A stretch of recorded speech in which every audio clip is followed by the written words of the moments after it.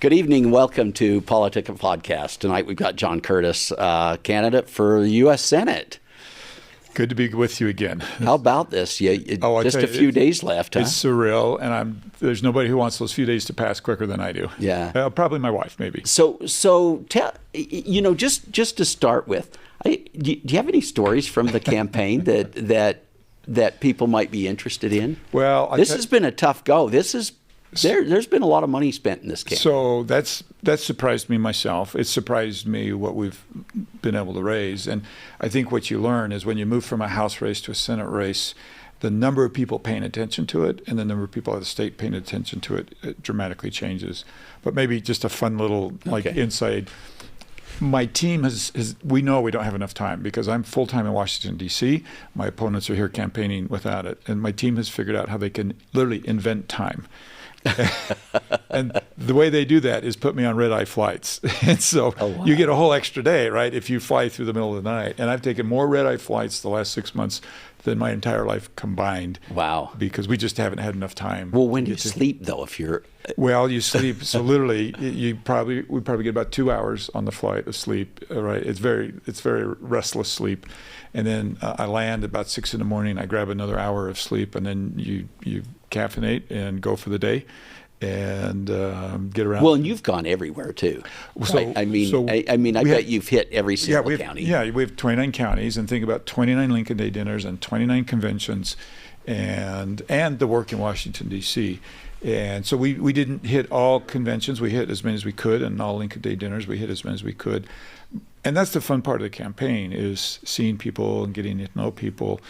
And one of the lessons that I've learned, not just in the campaign, but serving in Congress, is sometimes people say, well, do you know rural or do you know urban? The reality of it is rural in one county is different than rural in the county next to it. Absolutely. And their issues are different. And so if you simply say, I know rural, you're fooling yourself. You have to know 29 counties' characteristics, their culture, their issues, and what's important to them. And that's actually a lot of fun. Well, I know as a member of Congress, you spent a lot of time in rural Utah. I love rural, right? Yeah. And I'm sure that paid off in the Senate campaign because people were already familiar with you. Certainly in my current district, in CD3, I think it's fair to say that they know I show up, and they know my team shows up, and we know their issues, and we've worked really hard on their issues. So let's comment. When you say your team shows up, I know your congressional office. You pay a lot of attention to individuals. I'm blessed with the best team on the land, and actually was acknowledged a few months ago. We received an award for the best constituent outreach in the entire country, and that's not me. That's my team. So when you have a passport problem, a VA problem, a IRS problem, and you call your member of Congress, how we respond is everything. So that's something that just came up. Apparently in Utah, we're going to get this passport office. Did you have anything to do with that? So look, as a politician, you always take credit, right? Right. Yeah. But if I'm honest, Senator Romney had the most to do with that. But I would hope we were all winded his back on that. The number of people that my office puts on a plane to go to Denver for a last-minute passport is sad, right? I mean, having to go all the way to Denver, and the number of people that have to do that for those last-minute passports. Right. This means they'll be able to drive to Salt Lake City. We have a lot of individuals in this state that are on fairly tight time schedules. My office spends a lot of time getting people passports at the last minute, and I'll get phone calls and texts. Usually it's the weekend. Like, I've just realized, and we have to put them on a plane and to go to Denver, and now they'll be able to do that in Salt Lake. So that's a really big deal. Well, there's got to be. This has got to be a state that's got a pretty high volume there, right? We travel a lot, I think. Yeah. I'll bet per capita we do more traveling than most people. Yeah, it's kind of an interesting issue that, and it's kind of cool that Senator Romney worked on that. Yeah. So, the other thing I hear quite a bit is,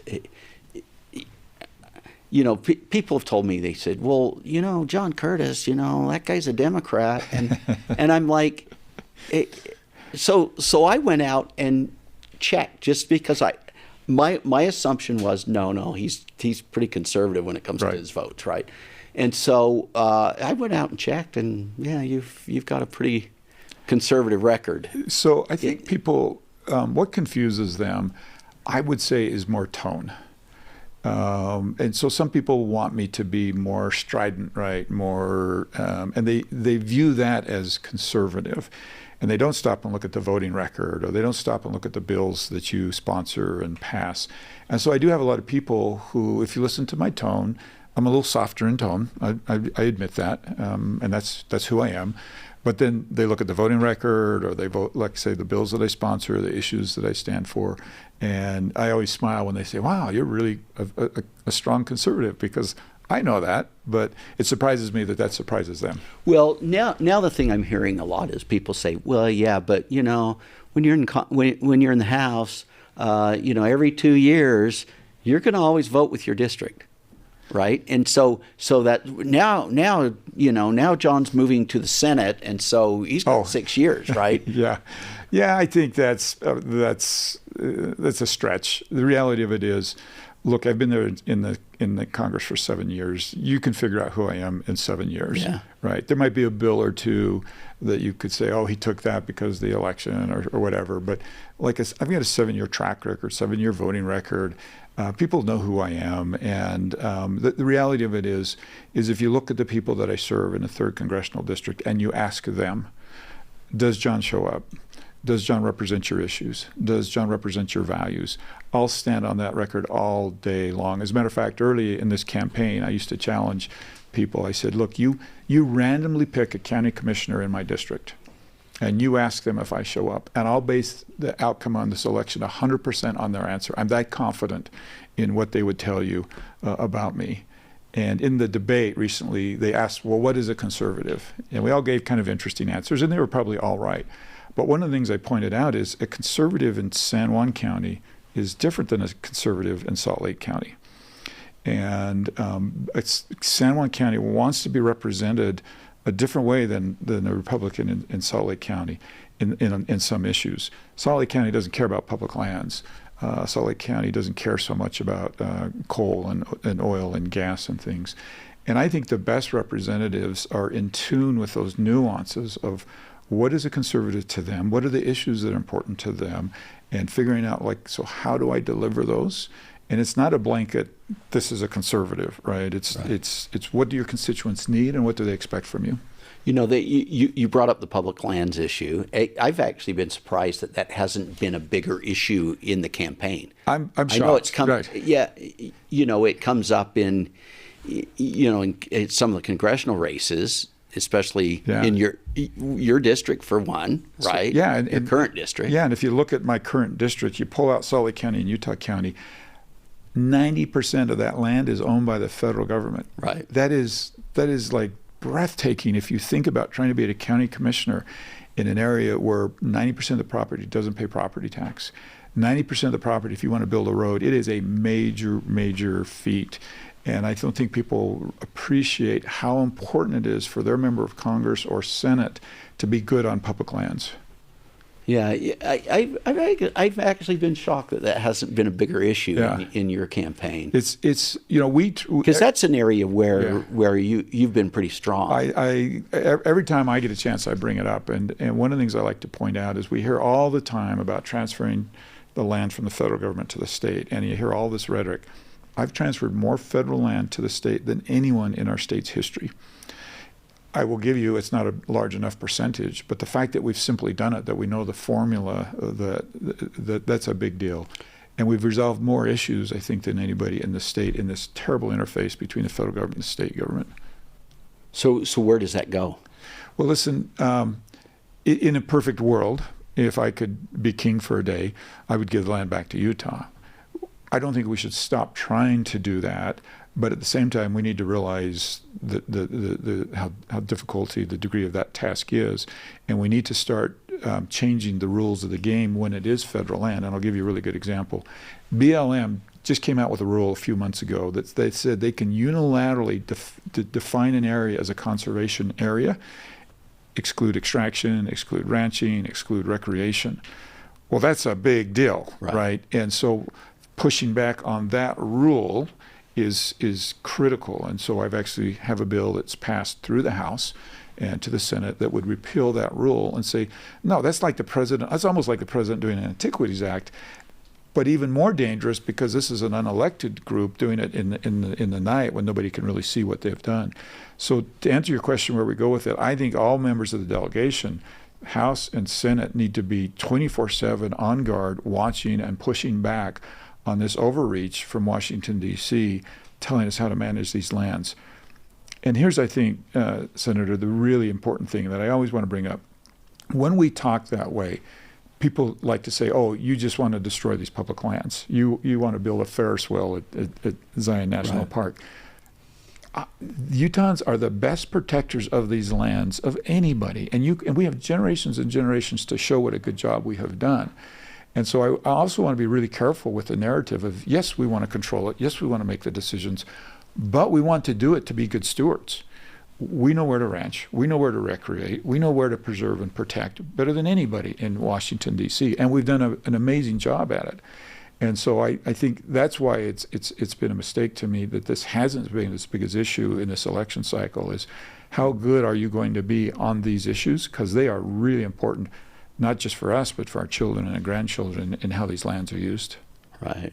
Well, we're going to take a break and we'll come back to that. Okay. Thank you. A lot of folks say they'll stand up to D.C. and protect our land, but John Curtis is the only one who's actually done it. John forced the federal government to transfer more land back to Utah than anyone in state history.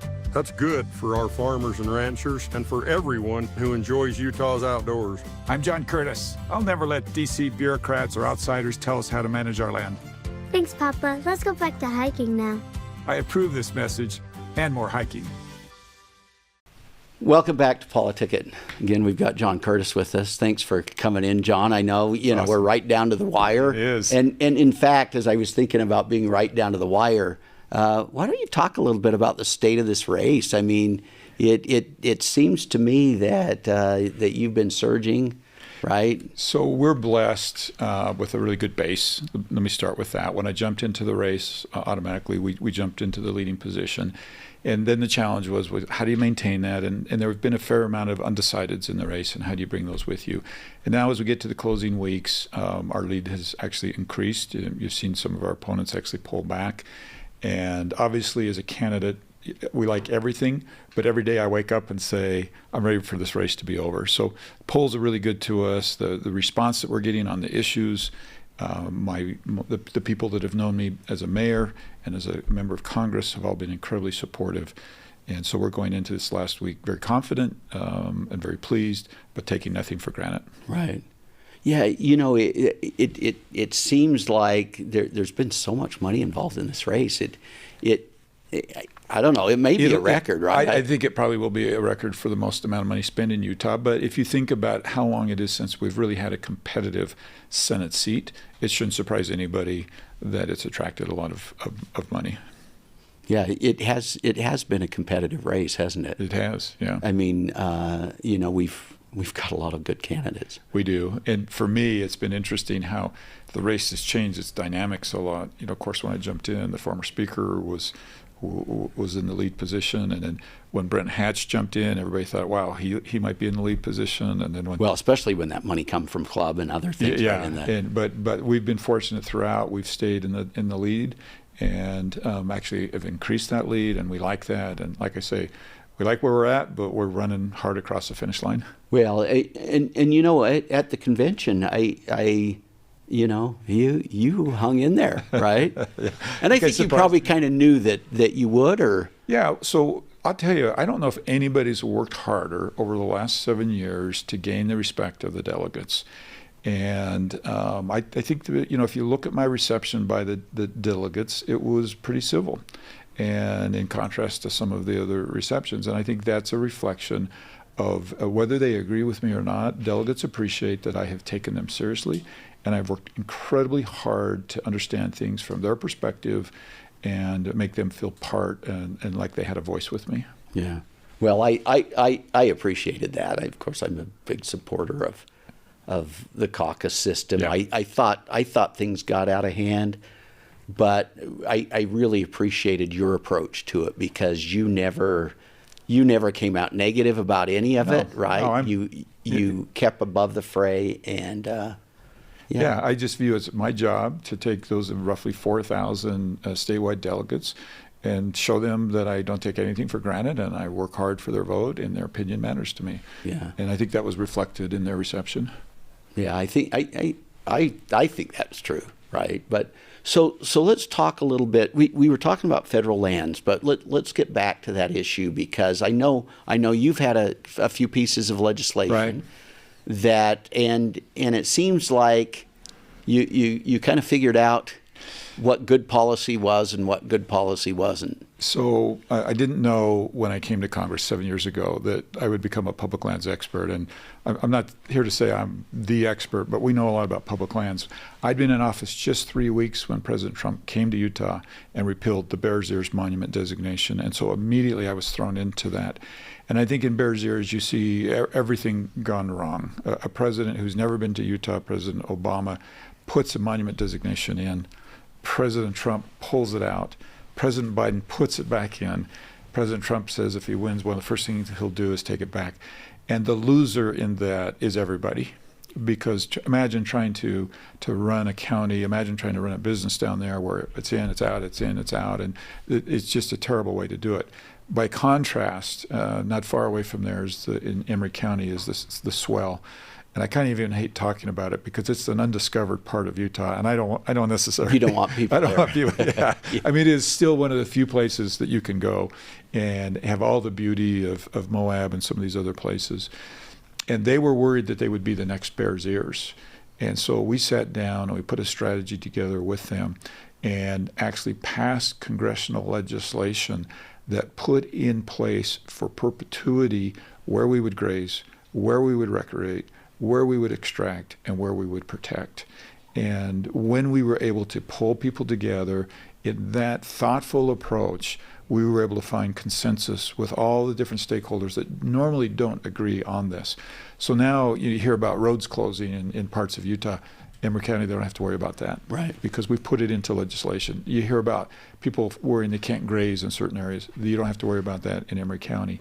And I'm really proud of the work that was done there and in putting that into law and perpetuity. And really, there's a lot of work before me. I think about Rob Bishop and others that put a lot of work into this so that we could make this happen. But I think one of the things we can do as a state is, yes, let's keep working on taking away the Antiquities Act and all these things, but also move thoughtful legislation through Congress that has the consensus of these stakeholders that don't usually get along, and cement these things for perpetuity so we don't have to worry about it. And it's just like stunning to me that we talked about how during the campaign, nobody's really asked about that, but I'll tell you what, if I'm sitting back thinking about how I'm going to vote, like who can really move things in Washington, who can get things done in Washington about this instead of the rhetoric of saying, you know, we're going to do this or do that, but who can actually do that, because that's what matters to these people on the ground every day. Yeah. Yeah, I think that's true. I really didn't. So I just want to come back to this a little bit because I'm still not completely clear about this Emory County thing. Yeah, the swell. So the swell is a beautiful area, and they were worried that an Antiquities Act designation would be coming from the next Democrat president, and that then trumps everything, right? It takes away the roads, it takes away grazing, it takes away extraction, and all of these things. And so we were literally able to sit down, write the text to protect that land in perpetuity from a president who could make these, or a BLM who could make these declarations that would take this away. So we cemented the uses. And some of it, by the way, everybody agreed we do want to preserve and protect this. Right. We don't want to extract in these areas. We don't want to run all over the hills in four-wheelers in these areas. But these areas we do, and they're appropriate for it. And these areas we want to make sure that it's set aside for grazing, so these ranchers don't have to worry about losing their grazing rights. And in the Emory County Public Lands Bill, we put that into law, and now it was... And that's something that went through, the president signed it? It went through, and President Trump signed that. We had it through both the House and the Senate, and President Trump signed that into law. And now a president can't do an Antiquities Act designation to undo it because it's in congressional law. Yeah, interesting. So, do you have any parting thoughts? I mean, what what's John Curtis going to be like in the Senate? You know, So I mean, now yeah. you don't have to run every 2 years, right? So- you can go hog wild, and Yeah. that makes some people nervous. It makes other people happy about that. So But imagine as a candidate the frustration when you hear opponents stand up and say, "Oh, if I go to Congress, I'll do this and I'll do this. I'll fix the budget. I'll fix the border," and you say, "Well, like how?" And what people can expect from John Curtis, this is the good news, is I've been there for 7 years. You know exactly what you can expect. You can expect somebody who's going to solve difficult public lands issues. You can expect somebody that's actually been to the border 3 times. And I know what the answers are, right? And not only, so it's one thing to know the answers, but do you have the clout in Washington to actually get this through legislation, which means in a divided government, getting some Democrats to support you. And that's what I've been able to do. And so when you ask what people can expect, you can expect somebody that what gets me excited is getting things done for Utah and not just talking about it. And if people are worried about, well, John will do this or that, I'd say, look at my record. You show me anything in the last 7 years that you wouldn't agree with, and then let's have that conversation. so John Curtis doesn't change into. I mean, just think about that. I mean, like, it's not a matter of 2-year elections or 6 years. It's a matter of who you are and how you get things done and your ability to actually move things, move legislation. We just passed our 20th bill this week. It's a bill on nuclear. So that's another whole conversation we can Oh have. yeah, I'd love to have that conversation Yeah. too, because I think that is the future, especially has to be, yeah. especially the small scale stuff that. Yeah. You know, these salt reactors and stuff. But I'd love to have that conversation. Let's do it. Because I think, you know, from a state legislative perspective, we're very concerned about our dispatchable, available power, right? And that has to be preserved. The amount of dispatchable power that we're taking off of the grid in the United States should scare everybody. And if you look to Europe, you can see where that leads you. It's a bad place. Right. And your power is not affordable anymore in Europe. It's not reliable anymore in Europe. And oh, by the way, it's coming from an enemy.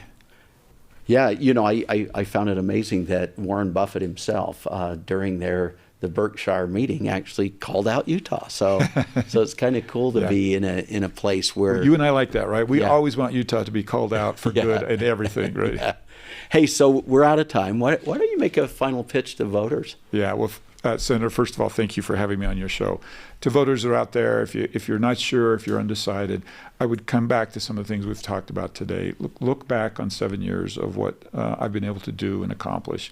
And if you want to have somebody go to Washington who's going to not only represent your values, but get things done for you, I'm your guy. And you can look at public lands, how we've been able to do that. You can look at what I've been able to do in pushing back on China's aggression. And you can look what I've done on budgeting. Like, I'm really the only one I've ever known that's actually cut a government budget, and my solutions and ideas for the federal budget.